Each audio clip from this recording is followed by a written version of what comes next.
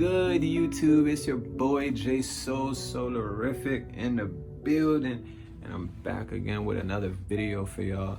What's the topic? What is love? The characteristics, the nature, and the expression of love. Oh my God, we can talk about love till the end of time, right? But we gonna break it down. We gonna get into it, and I'm gonna try to give you guys a whole different angle of how to see it. Let me find. I want to give you guys my central verse.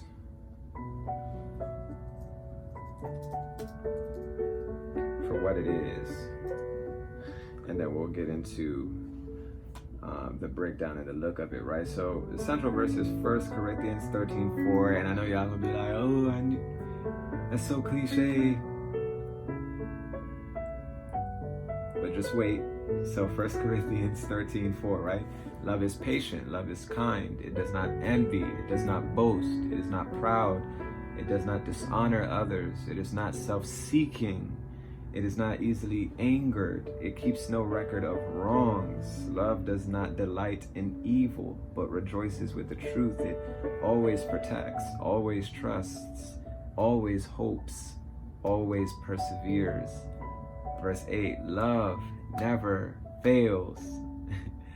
But where there are prophecies, they will cease. Where there are tongues, they will be stilled. Where there is knowledge, it will pass away. Man, that is so good. Okay. Now, love is not a thing. Love is not a strong emotion that comes over you, where you have but no choice or no obligation in the object of what you love. Love is from this definition, very intentional. It sounds very characteristic of a person. Love is a person. It's Jesus. And what is Christ, and Jesus was the literal physical manifestation of that love incarnate. And he is patient. So when we say we love, what we're saying is that we do 1 Corinthians 13. We're saying that we're patient people. We're saying that we're kind. We're saying that we don't envy. We don't boast. We're not proud, right? We're saying that we do not dishonor others. We're not self-seeking. We're saying we're not easily angered. We keep no records of wrong. Love does not delight in evil, but rejoices with the truth. It always protects, always trusts, always hope, always perseveres. So love always what? It always protects what? That which it loves. Right? So love is sacrificial. If you're a husband to a wife, you protect your wife. That's why you're the head. It's not rulership, it's protection. It's stewardship, and it's direction. It's not patriarchy, right? Love always trusts. It trusts in what? It trusts in the best in people, right? It doesn't trust in itself. Love trusts in the best. It sees. There's a way that love sees. Love has a particular perspective and a lens from which it sees. Love is fulfilled. There's no lack or need in love, and that's why it's able to do 1 Corinthians 13. Jesus doesn't have any need. He doesn't need people. He doesn't require people to be loving towards him in order for him to remain loving. And we like to make Jesus like this special person, like only he was able to do that, which is true, which is why he did it. But he said, as I am, so are you in this world. And he sent us, and gave us his spirit for those of us that believe in him to do as he did. He said, you will do as I've done, even greater works. You see what I'm saying? By his spirit. So there's no excuse. We can't keep pulling out the, but I'm not Jesus card. We have to understand this. Jesus doesn't need anything is the reason why he's able to love. Love is so complete, so full, so satisfied, so whole that it doesn't need anything outside of itself. However, because love is completely and totally complete in and of itself, love is expressive. So love in and of itself creates community by which it can express its love or project its love upon something else, because it has no need, because it is full, because it takes no account of the suffered wrong, because it is not in need. It creates community by which it can express love, if that makes sense. So the reason why God created man wasn't because he needed man to give him praise. It was because he was complete and he wanted to create a community by which his love could be multiplied and showcased towards one another. See what I'm saying? Relationship, where one human being filled with the love of God could interact with another human being created or filled with the love of God, Adam and Eve. That's why God said it's not good for man to be alone, or all one, man, spirit, male and female, genderless spirit in one humus vessel, in one jar. How can one express itself with itself? You see what I'm saying? In one body. Even that's why God is 3 in 1. Even in the Godhead, there is community. See what I'm saying? So the very love of God demands community, and that's why you see community in the Trinity. That's why when God was speaking in the beginning, Genesis 1:1, let us create man, let us create them in our image. So it's this plurality that's going on, but unity and oneness. You see what I'm saying? So God was saying it's not good, because how can man express and multiply?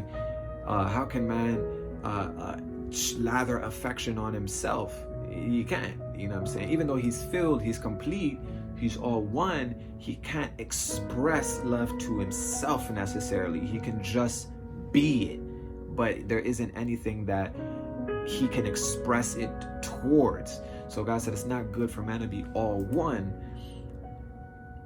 Let me create another humus, a female vessel, by which now the male vessel can interact with the female vessel, but the same spirit, and showcase this sort of love that seeks not its own, because I have no need for you. Bone of my bone, flesh of my flesh, is what Adam says to Eve. You are as my own body. So God didn't create Eve to satisfy a sexual need or craving. That's a whole nother video I'm gonna do. So much in Genesis, but love is patient. Now, why does it have to be? Because now, as a result of the regression of man, as a result of the fall, love, once man fell, now there was a way or another facet of love that we didn't know before the fall, if that makes sense. Think about this for a minute. Before man ate of the apple, what was forgiveness? Did Adam and Eve even know what it was to forgive? Did they have to forgive each other? They didn't even know what it was. They had no reason to do it. They were perfect. Steadfastness, being patient, not envying, they didn't even know what that was. Holding an account of a suffered wrong. What wrong? There was nothing that they had done that was wrong. They were completely perfect and good in the eyes of the Lord, lacking nothing, fulfilled. But once they fell, now the whole other spectrum of who Christ is, or the rest of the facet, or the facets of love we were exposed to, and we saw that in Jesus himself when he became flesh. Even before that, in the Old Testament, you see the love of God in the way that he dealt with man. And a lot of people like to look at the Gospels and paint Jesus like this, schizophrenic, bipolar, totalitarian. But no, it was love, and a lot of what happened to man was a consequence of sin, and new laws were instituted. But that's a whole nother thing. Love is patient. Why? Because it understands where man is as a result of what man believes. It understands that, as the Bible says, as Jesus said, for my people perish for a lack of knowledge, right? So there are people. So love doesn't take an account for a suffered wrong. It doesn't charge man with sin. Why? Because it recognizes the spirit that is at work in man. It recognizes that man is living less than what he was intended because he does not see who he is in relationship to the Father. So love is patient. Why? Because it's fulfilled. It's not loving you so that you can so that you can now respond in the same. It's not loving you because of what it seeks to draw from you. Christ doesn't love you because he wants you to serve him. He's loving you because you're worth loving. Do we deserve God's love? No. But are we worth loving? Yes.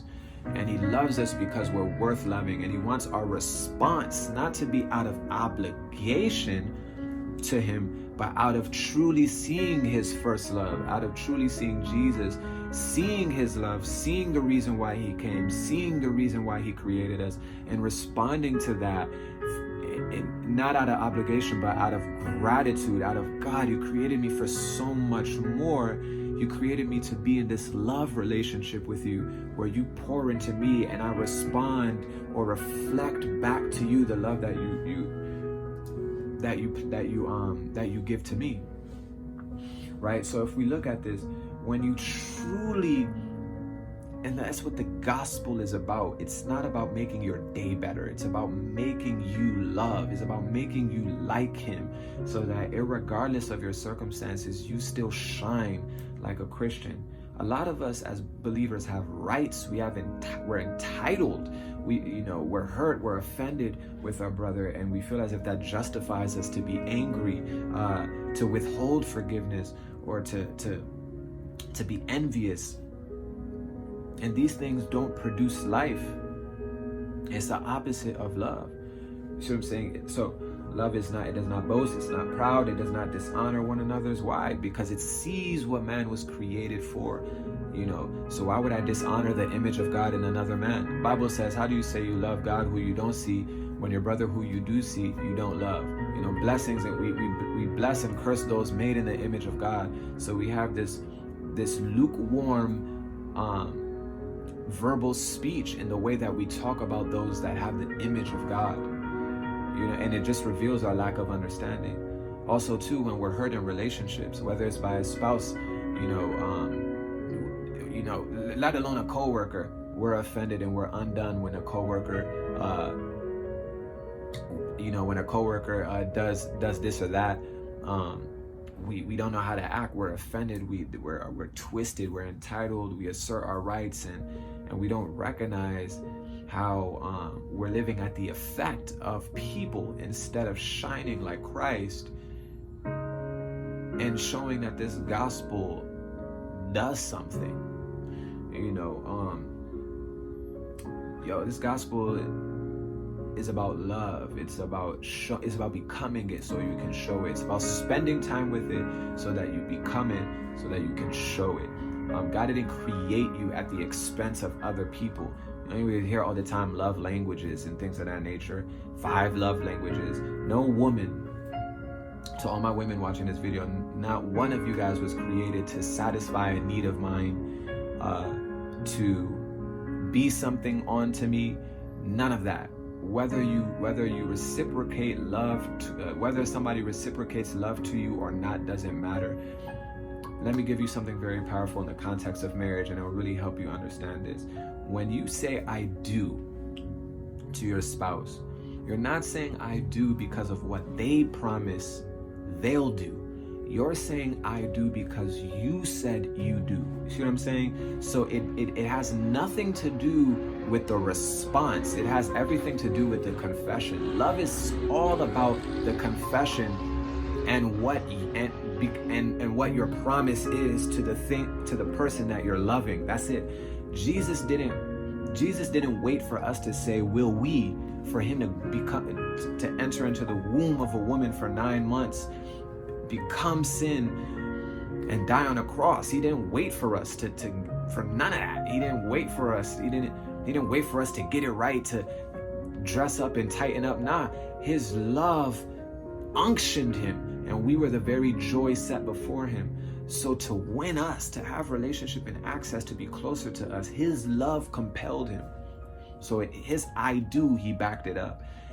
Despite And you can see it in his relationship with the disciples, despite the fickleness and how bipolar the disciples were. Christ remained steadfast in how he saw them and how he interacted with them. Even if it was a rebuke, it was in love. Never abandoned them, even when they all abandoned him, and even came when he arose from the dead and reestablished them and gave them all and honored them, and empowered them, and sent them off even after, empowered them with the Holy Spirit. So when a man says I do, when at the day of his wedding, he's saying that he vows in sickness and in health, for richer, for poorer, and so on and so forth, to love his wife unconditionally, meaning that his love towards her is not contingent on what she does do or doesn't do. Love doesn't love because of how you make it feel. Christ's love towards you isn't because you're loving towards him. If anything, the very love that you return onto God is his own. You see what I'm saying? So love is so singular and exclusive. It doesn't need anything outside of itself in order to love, to be loved. So when we talk about love lost, what are we talking about? We're not talking about the biblical love. We're talking about romanticism. And I think oftentimes romanticism gets mixed, it gets confused for love. They're two different things. I even get into the revelation that I'm a very good romanticizer, but I had to really learn, like I said, God, humble myself and say, Lord, I need to grow in this revelation of love. Love does not tolerate. However, love is steadfast. Love is not hurt. Because it doesn't seek its own. It's not loving you so that you can respond to it in a certain way that is favorable to love. You see what I'm saying? When I love my wife, I'm not loving her if she's wilding out so that hopefully she gets it right so my day's better. I'm already okay. I was okay before I married her, and I'll be okay irregardless of what happens in my union with her, and vice versa. So victim villain, nobody wins.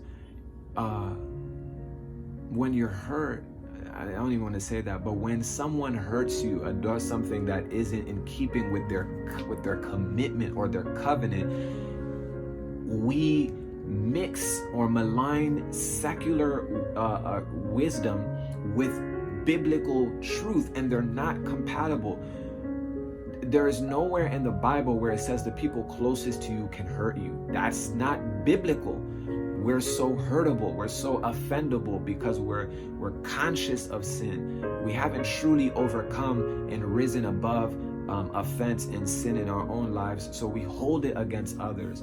The people that make the biggest promises to us are the very people that we hate the most, or that we're the most offended with when they break their promises. But you're the one that said you love.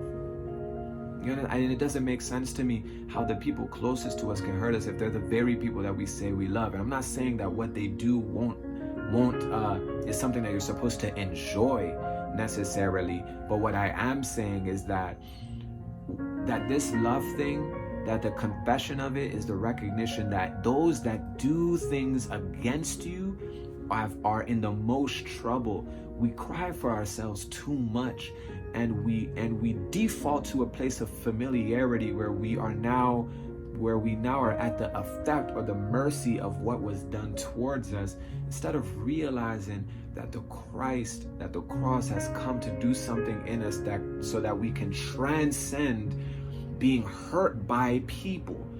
Christ came to free you from yourself and to free you from being hurt by people, so that you can truly love yourself and then truly love others. So I don't want to make this joint long-winded, but I think I'll make another video just going more into this whole thing of love, because it's really the central reason for why we're saved. We're so prone to exalting our rights, and as the Bible says, how can you if the Bible calls us to deny ourselves, to pick up your cross, deny yourself, pick up your cross and follow after Christ. How do we as Christians exalt our right to not showing love if that's the reason for why we're saved? Your response, your reaction is but to love. Even though you have the choice to withhold it, why? Because when you withhold it, you're doing yourself a disservice, because you're now the product of what was done to you. You now become a victim. That is not a righteous position to live from. All it garners is sympathy and other people that can relate with your brokenness. No transformation whatsoever. No prayer for the person who's actually in the most trouble, the person that hurt you. So and we really need to grow up into this thing, because if we don't respond differently when we go through the trials, and when we go through trials and tribulations of the same kind that unbelievers go through, we unknowingly preach a gospel that says that Christianity is church attendance, that Christianity doesn't do anything that's actually truly transformative. It's just a whole group, it's just a whole bunch of people that are gathering together. It's a social club. You know, Christianity is an invitation to transformation and becoming something. And if you miss that, you've missed the gospel. If you're preached a gospel that doesn't transform you, one of two things have happened. Either you weren't preached the gospel or you didn't receive it. My prayer, because the gospel transforms, you know, and I'm gonna talk about this in a whole nother video, but I'll leave it with you guys right here. Your conversion and your confession, your conversion to the gospel was not so Christ could make just all things circumstantially new. If that's the case, then that's a lopsided gospel. Your conversion was so that he could make you a new creation that loves. Galatians 2:20, read it. Nevertheless I live, yea, not I, but the life which I now live, I live by faith in the Son of Man who died for me and lives in me, right? So it's no longer I who live. Who I used to be is dead. And who I am now is a man that loves. I love you guys. Till next time, be good.